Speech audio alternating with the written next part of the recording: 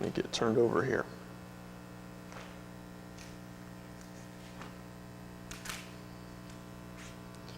Continuing on through here, it says, "And I stood upon the sand of the sea, and saw a beast rise up out of the sea, having 7 heads and 10 horns, and upon his horns 10 crowns, upon his heads the name of blasphemy. And the beast which I saw was like unto a leopard, and his feet were as the feet of a bear, and his mouth the mouth of a lion. And the dragon gave him his power, and his seat, and great authority." We'll go ahead and open up here with a word of prayer before we get started. Dear Lord God, thank you for this evening that you've given us. Lord, pray be Lord, in the time to follow, God, as we split up and take time to pray and spend some effectual, earnest time with you, God. But Lord, right now, Lord, I pray that you'd open up this book to us, God. Lord, help me to teach out of it. Lord, I pray that there'd be nothing in my flesh that'd get in the way. These things I pray in the name of the Lord Jesus Christ. Amen. All right, so one of the things that we closed on last time, of course, I don't know how many weeks we've been in this. It's been several, at least it feels like.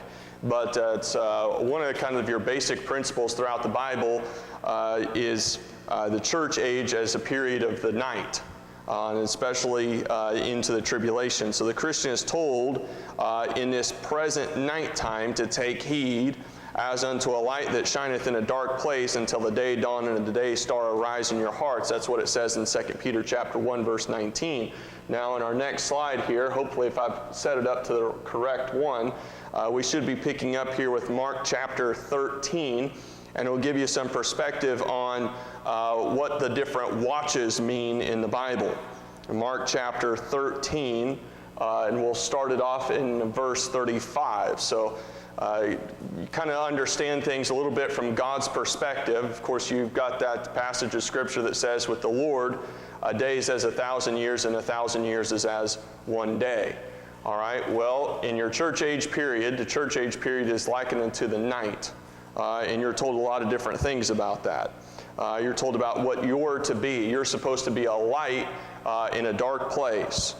You get used to that children's Bible song that says, "This little light of mine, I'm going to let it shine." Why do you have to let a light shine? Because it's dark all around you. Why are you told to carry the Bible? Because the Bible in Psalms chapter 119 is a lamp and a light, which you need in the dark, and you're in the dark. And it's always, you always hear phrases like that, it's always darkest before the dawn. Well, that tribulation period is the darkest time that it gets, right before Jesus Christ comes back, and that's the dawn. But you're still in the night. Mark chapter 13, verse 35, it says, "Watch ye therefore, for ye know not when the master of the house cometh at even." All right, so even is a specific set of hours. Even, so you might want to, I don't know, you might want to write these down if it'll be a help to you. But even time is the hours from 6 to 9 p.m. 6 to 9 p.m. is even. So he says, "So watch ye therefore, for you know not when the master of the house cometh at even." So that first chance is from 6 to 9 p.m. The next thing it says, "or at midnight." Midnight is not just a single hour, it's a time period from 9 to midnight. So from 9 p.m. To 12, I guess it's a.m., I always get those confused. You get 12 a.m. and then it goes to 1 a.m. It always seems backwards to me, so it's usually the opposite of whatever I think it is. So midnight is actually those hours, 9, 10, 11, 12. So it's broken up into into periods of 4, 6, 7, 8, 9 is even, 9, 10, 11, 12 is midnight. Or at cock crowing. Okay, that's 12 to 3 a.m. So 12 a.m. to 3 a.m. That's cock crowing. Or in the morning, that's 3 in the morning to 6 in the morning. Lest coming suddenly he find you sleeping, and what I say unto you, I say unto all, he says, watch. Watch. And so that's a good commandment of a Christian to watch for the Lord's coming. So when Daniel says, "I saw in my vision by night," and we've spent a lot of time in Daniel chapter 7 with everything that we've seen here in Revelation chapter 13, verses 1 and 2. When we look at Daniel, he says, "I saw in my vision by night." he might be referring not just to he was asleep or it was night when he got the vision. He could be referring to a dispensation beyond the first coming that takes place in a period called the night or the church age. And if he is, then Daniel 7, with these Gentile kingdoms that we've been talking about, in it gives the course of the gap that is between Daniel chapter 2 and the book of Revelation. And by that I mean that the empires of this world are given as follows. Hopefully I've got the right slide here. We'll look at this next one. So you've seen this list before, but sometimes it helps the more times you see it. You'll get some similar lists as you go through here. But these are the 8 kingdoms as far as God is concerned. You've got Nebuchadnezzar, king of Babylon, Darius, king of Media and Persia. And these will follow with that image there in Daniel chapter 2 with that head of gold. Then you've got the arms of silver. You've got the chest of brass, the legs of iron, the feet part of iron, part of clay. But we have some other stuff that's in here. So we look at this and we see the empires of the world. So in terms of world empires, these are your world empires. Nebuchadnezzar, Babylon, Media, Persia, Greece, Rome. Those are your ancient empires. They were the empires as far as the known world was concerned. They were on top. And then you have Great Britain. In Great Britain, at the height of the British Empire, they said that the sun never set on the British Empire. I mean, they had colonies all around the world. If the sun was going down in one part, it was shining in another part of the British Empire. They had with the East India Company, they were spread out all over the world. They were in India, Africa, the United States. They were all over the place. Now keep in mind, their heyday was whenever they still had the King James Bible. And whatever bad things the East India Company may have done, a lot of missionaries got all around the world using the East India Company to get there. And they took the Bible with them. And you've got Russia, and you've got the United States. We've seen Great Britain in Daniel 9:7-4 with the lion. We've seen Russia in Daniel chapter 7, verse 5 with the bear. And we've seen the United States in Daniel chapter 7, verse 6 with the leopard. Then what's after that? Well, what we've seen here in Revelation chapter 13, verse 2, it says, and the dragon gave him his power and his seat and great authority. So the last empire of the world is Mystery Babylon. And it's going to be the Roman Catholic Church with Satan as the head of it, the devil incarnate. It's both a religious and a political empire. And so that may be inconvenient to talk to people about, but there it is. And we'll get into more of it as we go. All right, so try to expound upon that a little bit, give you enough time to write it down if you wanted to write it down, but we'll get the next slide and we'll see Revelation chapter 17, verse 11.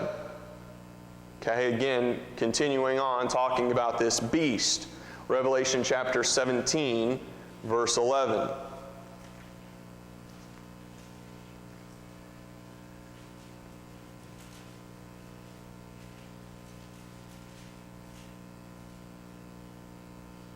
All right, Revelation 17, verse 11, it says, and the beast that was and is not, even he is the 8th, and is of the 7, and goeth into perdition. Now, that's quite a lot to chew on. But don't forget that we're now dealing with a 10-horn, 10-crown situation. In Revelation 13, it talks about there are 10 kings, not just 7. So the 7 heads on the dragon are these, and you'll see them in the next slide. The 7 heads are Nimrod. That's one of your earliest types of Antichrist. Pharaoh, Sennacherib, Nebuchadnezzar. And the reason I've underlined some of these is because you saw them in the previous list. Nebuchadnezzar, Cyrus. Now, alongside Cyrus, we had Darius in the last list as Darius, king of Media and Persia. You could have Cyrus here. They co-reigned a lot of that time, so you could probably have Cyrus or Darius or both of them in there for number 5. following with Alexander, king of Greece, and Caesar, king of Rome. The interesting thing to me is that I believe is that that king of Greece, Alexander, matches the same number in 6 as Russia. I might have that mistaken. Oh, let's see if I can go back there. Yeah, 6 is Russia. And so what's interesting is the connection that Greece has with Russia. Your East Orthodox Church, which is the eastern branch of the Catholic Church. You have Roman Catholicism, which is the western, and you've got Eastern or Greek Orthodox to the east, which is what Russia is. In fact, if you look at the Greek language and how it's written, it uses Greek letters. I think it's not Cyrillic. It might be, I don't know if I got that right or not. But it is so you'll see them use pi and all the Greek letters in how they write things. And so because the Greek Orthodox Church went east, your Russians are associated with Greece and Alexander the Great. And so it is interesting to me that they're both number 6 on the list, because they're definitely connected to each other. And so we learned in Revelation chapter 12 that these empires entered into a mystery form. So obviously it's not literally Nimrod, literally Pharaoh, Sennacherib, Nebuchadnezzar, Cyrus, Alexander, and Caesar. They entered into a mystery form, a religious form, which is what you've got in number 8 on that last list, which is Mystery Babylon, because it's no longer strictly a political thing. In fact, whenever you saw when you saw the Crusades take place, where they were sending people just by the thousands and the droves down to the Middle East to try to take back the Holy Land, it wasn't one kingdom that was doing that. France was sending people. Great Britain was sending people. All across Europe they were sending people. But they weren't one faction, one government, but they all were under one pope. And so they may have been flying different banners, but they were all following the same leader. It's a political faction led by a religious head. You keep in mind at that time is that in most of those kingdom situations, it was the Pope that crowned the king. Okay, well, who's in charge, the king or the guy who crowns the king?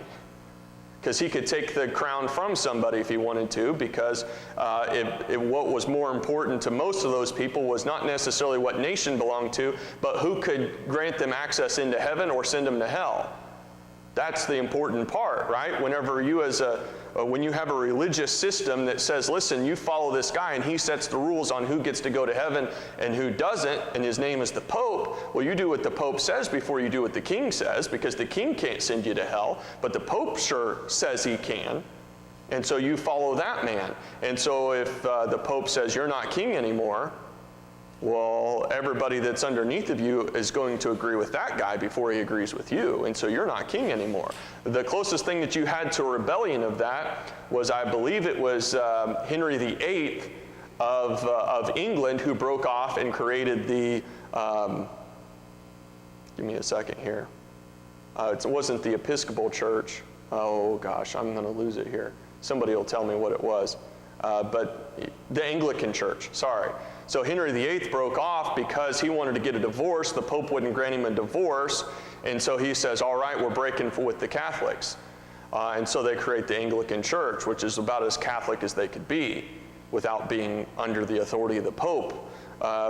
Didn't turn out to any great thing for them, but you know, that's one of those deals where you can, I guess you can walk down the right road with him and say, well, we're both against the Pope, but you wouldn't be any better off going Anglican, all right? So out of this comes the other 3 kingdoms to make up the 10 horns. So like I said, there's 7, but we have 10 horns. So where do we get the other 3? And that's in the next slide. That's where we got Great Britain, Russia, and the United States as the modern finishing off of that list of 7. So that winds up not necessarily 1, 2, and 3, but 8, 9, and 10, as far as the 10 kings. Okay, so going back now to the devil in Revelation chapter 12, he only has 7 heads with 7 kings, and he's the 8th. Yet the 8th king in Revelation 17, or as the 8th king in Revelation 17, he rules with 10 kings who have 10 crowns. So he's got 7 kings and somehow 10 kings.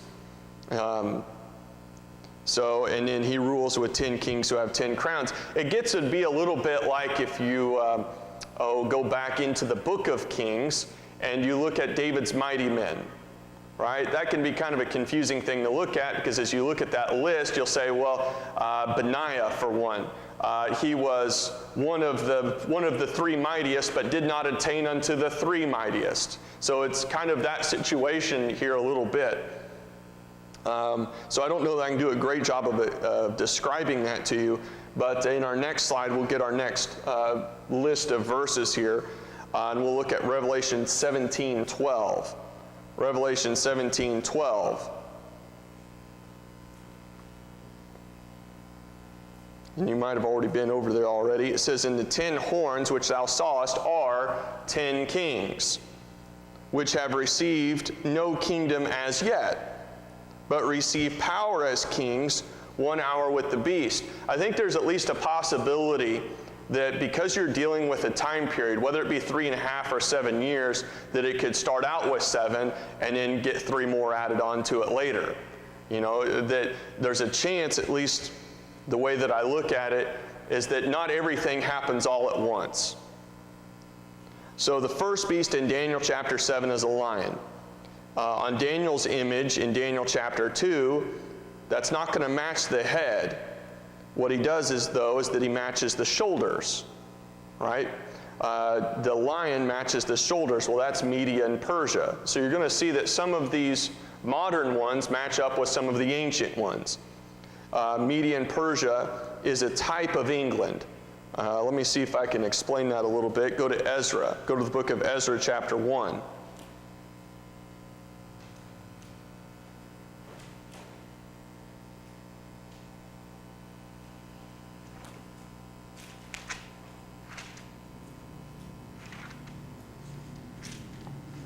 Ezra chapter 1, look at verse 1. Okay, it says, "Now in the first year of Cyrus, king of Persia, that the word of the Lord by the mouth of Jeremiah might be fulfilled, the Lord stirred up the spirit of Cyrus, king of Persia, that he made a proclamation throughout all his kingdom, and put it also into writing, saying, Thus saith Cyrus, king of Persia, the Lord God of heaven hath given me all the kingdoms of the earth, and he hath charged me to build him a house at Jerusalem, which is in Judah." And so this is where we're going to see the connection between the ancient and the modern. All right, so Cyrus, who's king of Media and Persia, who matches with the arms of silver, matches the lion, which is Great Britain. You say, how so? Well, if you look at what you just read there in Ezra chapter 1, verse 1 and 2, one of the things that Cyrus did was he sends Ezra and they go back and they rebuild the temple. He's the beginning of the Jews going back into their own land after having been in captivity for 70 years. All right? Well, how does that match the lion of Great Britain? Well, since the Jews were commanded by the king of Media Persia to go back to Palestine and re-inhabit the first time under Persian reign, they were also ordered by the Balfour Declaration under England in both 1917, 1918, and 1948 to go back and re-inhabit it the second time. So Persia, Media Persia, is a type of England the lion. So you have the ancient proclamation matching up with the modern proclamation. The second beast in Daniel chapter 7 is the bear. And we'll match the belly and loins on the image in Daniel chapter 2. Okay? So what does that match up with? Well, it matches up with Greece. Greece, a bear, is a type of Russia. And since Greece was Greek Orthodox, so was Russia until the revolution in 1918. They eventually end up going communist, but you can still find Greek Orthodox all over Russia. Russia comes from Greece, and Russia's alphabet and language come from the Greek. They're connected with Greece. They opened all the churches back up when Hitler invaded in the 40s after they'd been closed or outlawed for less than 20 years. Right. So yeah, I think you've got somewhat of a resurgence of the Greek Orthodox Church in Russia, which would make sense. Because you got to keep in mind that during the tribulation, you're going to try to get everything back into a one world religion. And so I don't, for the life of me, don't know how it's going to happen, but I think the closer that we get, you're going to see Greek Orthodox and Western Roman Catholicism start to bridge their differences and come together. Now, they have some differences. Let's see, the Greek Orthodox don't believe in worshiping statues. They worship paintings. Yeah, I think they could probably figure that out and just say, well, we'll worship both. The bunch of different stuff. So, like if you see a guy going down an aisle in a church service and he's blowing smoke. Literally, that's Greek Orthodox. They've got the big ball in the whole swinging thing and all of that kind of stuff. That's Greek Orthodox. And there's a bunch of other differences, but things that will get resolved for the one world religion to come together. The other one that will be an interesting thing, but you've seen progress, maybe you didn't know it, but is Catholicism with Islam.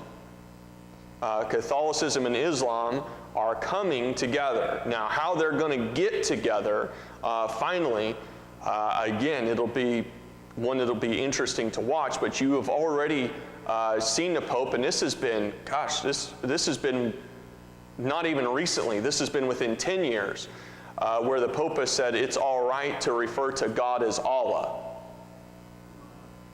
Yeah, you didn't know that? Yeah, that's been, I think that's been since probably 2010, because I think that occurred while I was going to school down in Florida. Yeah, Jason? I think the Catholic Pope, whatever, says all religions belong to. Yeah, so your Roman Catholic Pope is working really hard to try to bridge all the religions together, or at least to bridge Roman Catholicism in with a bunch of other stuff. It would be, well, your ecumenical council tends to, yeah, I mean, in essence it is. Ecumenical is kind of, locally I would associate ecumenicalism, that's a word, with things a lot like a ministerial alliance, except think of it on a global scale.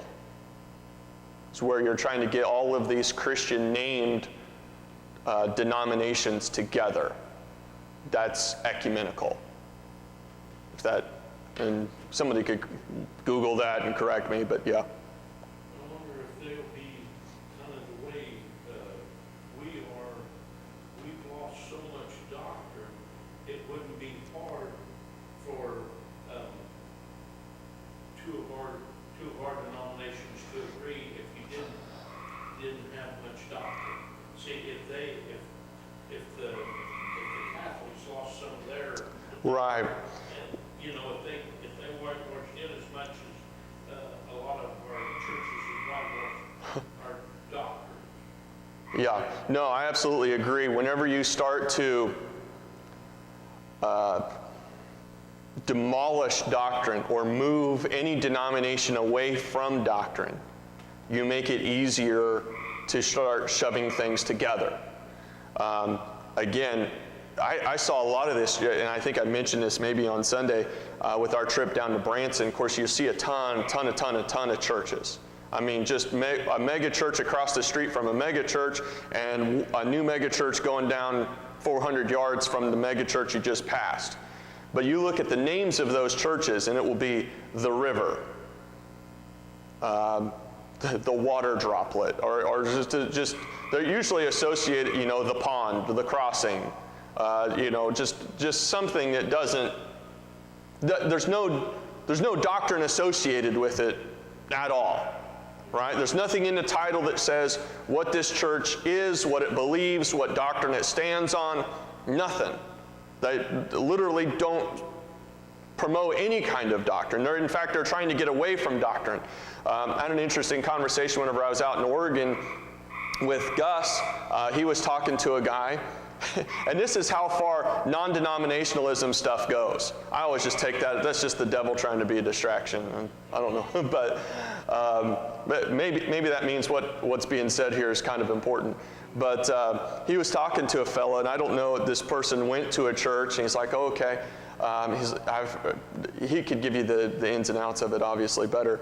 But we got a good laugh out of it because he's talking to the guy, and he said, oh, okay, so you're part of a non-denominational church. He said, oh, no. He said, the non-denominational church is like, we're outside of the non-denominational church. They're too structured for us.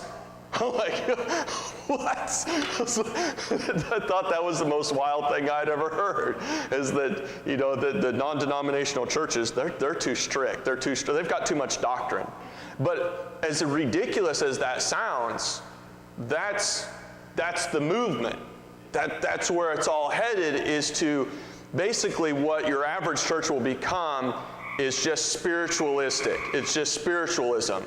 Which whenever you become just spiritualistic with no book and no doctrine, because that's too rigid, that's too structured, that leaves too many people out. And boy, we couldn't hurt anybody's feelings, right? We don't want to have anything, we don't have any truth that we stand on. It's just everybody has their own truth, so that we're not bigoted against anybody, which is kind of everything right now, right? We tolerate everything unless you're intolerant, in which we can't tolerate you. Right? And there's a lot I can't tolerate. So I would be outside of that group, and probably everybody in here. But what you'll end up with is it'll become easy to start to get all these things together because nobody believes anything. And then after nobody believes anything for certain for a long enough period of time, when you have an Antichrist shows up and says, basically he's a guy from outer space with superpowers, and here's the doctrine, here's the truth, follow me. Well, gosh, yeah, we've all just been blindly roaming around not knowing what to believe. What is truth? Eventually, you get everybody to the point of Pontius Pilate that says, truth, what is truth? And that's where everything is headed. It's not just the United States. Everything is headed that way into we're just spiritualists. And people engaging in that kind of thing. And they'll follow anything that will lead them to being more and more quote-unquote spiritual, which is you're going to get, Hinduism, Buddhism, all of that stuff intermixed with quote-unquote the church, because the church no longer stands on any kind of truth. They've had 200 plus different Bible versions. It's all been watered down so much that when you finally have a strong authoritarian leader stand up and say, listen, this is the religious truth, they'll follow that. They'll follow it blindly because nobody knows what the book says to know to do otherwise. And so I think what the next thing that probably has to happen is for the watering down of the Koran. Right? The Koran's pretty specific, right? It talks about what to do with an infidel.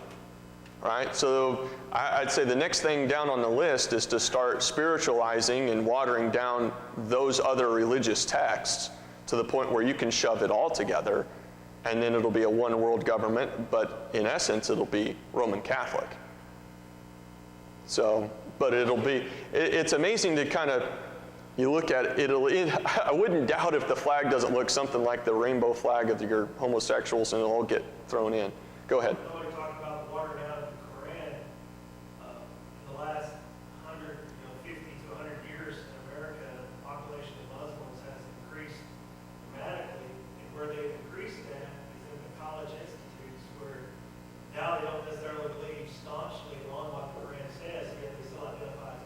Right. So that's infiltrating through education, where yeah. the Muslims are now more accepted.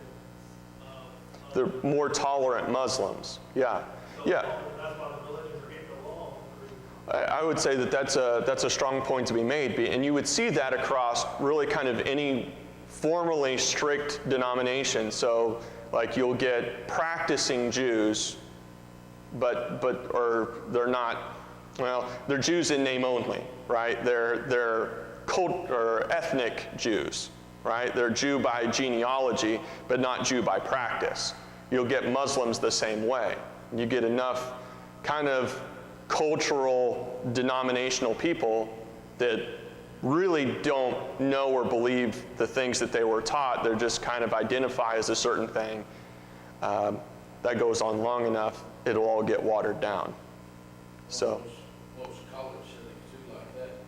I've had more than one college student tell me this. Well, you have to respect them for their beliefs. Yeah. Because that's their big thing is they just respect everybody for what they believe. Yeah. Everybody, then they'll say, well, everybody's trying to get to the same place. And no, you don't have to respect somebody that's wrong. Right. You know, you need to tell them the truth. You can be respectful, but I don't respect their beliefs. I can be civil and respectful, but I don't have to respect. I don't have to respect stupidity.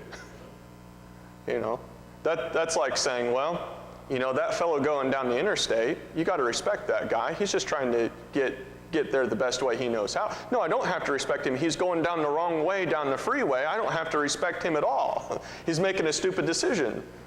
I have more than one time, we were headed back from Kirksville one time. This guy was swerving all over the road, and I happened to be behind him.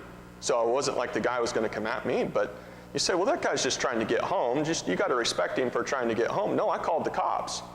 And I said, listen, I called the city of Unionville. I said, listen, he's coming into town. And they were parked ready for the guy at Clark's or CJ's or whatever. It was CJ's at the time, and they were ready to pick him up whenever he came into town because he was all over the place. He was going to get himself killed. Well, that's the same way with bad doctrine. You ought to be respectful because otherwise you'll never win them. I got to be careful in how I say this because in Proverbs it tells you that a brother offended is harder to be won than a strong city, and their contentions are like the bars of a castle. All right, so you can be careful in how you approach things, but listen, you can be respectful to somebody who you strongly disagree with and know is a moron. You don't have to say you're a moron.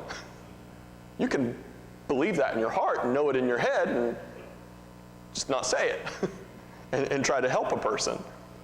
So I don't know. Because here's the truth is that if I hadn't called the cops and had the guy stopped, he could have gone on and killed somebody or killed himself. So, yeah, it's real interesting. You see people who do these interviews, they'll go on college campuses and talk to students.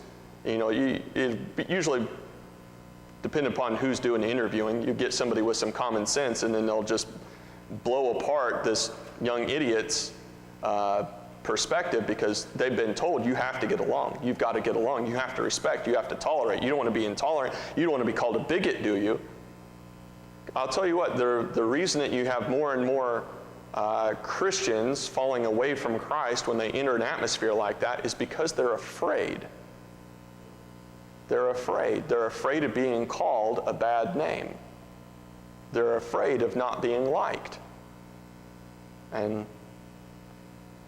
folks, if you're afraid of not being liked, you joined the wrong crew.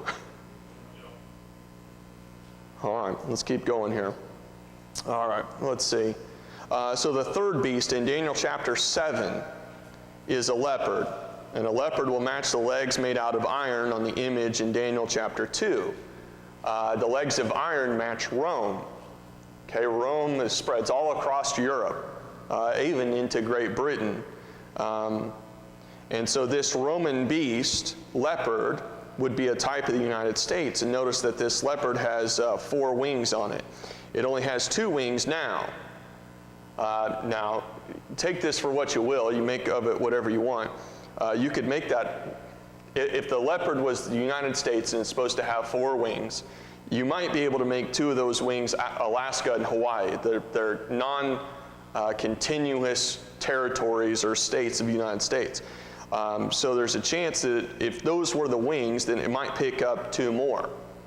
And they're already talking about that quite a bit. I think Puerto Rico is always kind of one of those things, and even Guam has been fighting for statehood, either to be a state or to be independent. All right, let's see. So what would that give you? How many states do you have right now? You got 50 states. All right, so 2 more would give you 52, right? All right, if you've ever played with a deck of cards, how many suits are there? There's 4. How many in each suit? 13. 52. You be careful, you may not make too big of a deal out of it, but I've watched that number 13 show up quite a bit. All right? If you notice 13s you studied in connection with the leopard and the color black, the third beast, the leopard, is a type of the United States. So the fourth beast in Daniel chapter 7 would represent the Antichrist 10-king kingdom. And that 10 is the number of the Gentiles. Notice the 10 horns at the end of Daniel chapter 7, verse 7. You don't get there, I'll try to get there for you. Daniel chapter 7, verse 7. It says, after this I saw in the night visions, and behold, a fourth beast, dreadful and terrible and strong exceedingly, and it had great iron teeth. There's your iron. There's your Rome. It devoured and brake in pieces, and stamped the residue with the feet of it, and it was diverse from all the beasts that were before it, and it had 10 horns. Okay? So the fourth beast would represent the Antichrist 10-king kingdom. Notice the horns there. The Antichrist would come from this group and take it over and run the earth with the 10 kings under him, exactly as you find in Revelation chapter 13 in verses 2 and 3. So we've read verse 2. Let me get back over here to Revelation 13. Now, a lot of what I'm telling you is you can run the cross-references, but some of it's going to be best guess. For sure, one of the things that will absolutely be true is anybody going through the tribulation could read these passages and know exactly what these things were. Revelation chapter 13, 2 and 3, of course we've read 2, look at verse 3. And I saw one of his heads as it were wounded to death, and his deadly wound was healed, and all the world wandered after the beast. In Daniel chapter 7, verses 24 and 25, it says, and the 10 horns out of this kingdom are 10 kings, and shall arise, and another shall arise after them, and he shall be diverse from the first, and he shall subdue 3 kings, and he shall speak great words against the Most High, and he shall wear out the saints of the Most High, and think to change times and laws, and they shall be given into his hand until a time, that's 1, and times, that's 2, and the dividing of time, that's a half, that'd give you a total of 3.5. So you look at 10 kings, you look at the Antichrist over 10 kings, it starts off with, it appears to me that it starts off with 7. That would make sense if you wanted to be a world ruler, because essentially you have 7 continents, right? If I can get these right, you've got North America, you've got South America, you've got Africa, you've got Asia, you've got Europe. What am I missing here? Australia. You might even consider the Middle East not as a continent, but a place of that kind of central area. But what's that? Antarctica, if it warms up enough to be inhabited. But somewhere what I think happens along the line is that it's more than what 7 can rule out of that, and it ends up getting, a couple of those areas end up getting divided further. Africa is a pretty big continent for one guy to take it. I don't know. Maybe it gets broken up. Asia is pretty big for one guy to take it. Maybe it gets broken up. Maybe you have Northern Asia and Southern Asia. Because, Russia's pretty big, and you've got India south of there. You've got China in all of that area. So you might be able to even find, maybe it's not the Middle East, maybe it's your South Pacific. I don't know. I have seen a map that Dr. Ruckman had of kind of how it was broken up with 7 or maybe it was 10, where you could kind of see how it might get broken up. But if you're a one world ruler, even Alexander the Great had 4 generals, right? Once he left, because Alexander the Great had no heirs, the thing broke up between his 4 generals. But you've got a kingdom that big, you've got to have sub-rulers. That's why essentially you've got a president and you've got 50 governors, right, to rule over these territories called states. Keep everything in line under that one world government. And believe you me, what used to be a conspiracy is now being talked about openly in major venues. Just here recently I was watching, and what I was watching was not from a Christian conspiracy group. They've got something going on, I don't know if it's over yet or not, but the World Economic Forum. And where basically the richest people in the world that fit a certain ideology get together, and I'm trying to remember, it was Klaus Schwab, and he just sounds like when you listen to him talk, you're like, this guy's a Bond villain. Like, he's got a heavy German accent, and he's like, and we are going to rule the world. That's a Russian accent, but you put a German accent on that, but it's like, we are the ones, and he's talking about the people in the room. He says, we are going to shape the world. And in that group, you've got some people that you would know. You've got Bill Gates. You've got George Soros. And so the term globalist is no longer a conspiracy term. Oh, that's an Alex Jones thing. That's some far winger guy. Like, no, like, they're self-proclaimed globalists. What do they want? They want a one-world government, which is amazing to me because you don't have Christians standing up and saying, hey, this is what this guy is. This is what this Antichrist is, right? He's the ruler of a one-world government. And that's what these guys are trying to create. Like, do we not think maybe we're going the wrong direction here? Do we not think that maybe we're kind of playing into some really bad prophecy here? No, because the very thing that we've talked about. When you get rid of the book, you get rid of the truth, you get rid of the breadcrumbs that take you where you're going to go, and you end up going straight into it. So that stuff, it's really interesting to watch what's going on now because you're seeing not necessarily the beginning of the end, because it's been going for a while, but you're seeing the inevitable closeness of where this thing is starting like a snowball to catch steam. And how long that will take, I don't know. I think the year 2030 is a pretty interesting year from a lot of stuff that I've seen. But we'll kind of see where things go. But for sure, the stuff that you're seeing lines right up with that book that's in your lap. And if you pay attention at all, I'm not trying to, what I want to be careful of is to not give you the perspective of somebody who's watching the news and then trying to make the news fit the Bible. If you read the Bible, you can see the news coming in. And it's not a matter of like, oh, well, this is happening, so the rapture is going to be April 19th, 2030. Like, I'm not trying to date the rapture here. I'm just telling you some of this stuff looks really close to what we're seeing here, okay? If it turns out I'm wrong on, the Great Britain, Russia, the United States, those types of things, I might very well be. You might get, somebody in a tribulation, like, man, he was wrong about that. The United States was gone before as a country before the Antichrist ever showed up. The leopard was this, was Australia. Don't get so, I guess, zeroed in on America that you lose sight that you're looking at a global book here. Does America fit some things? Yes.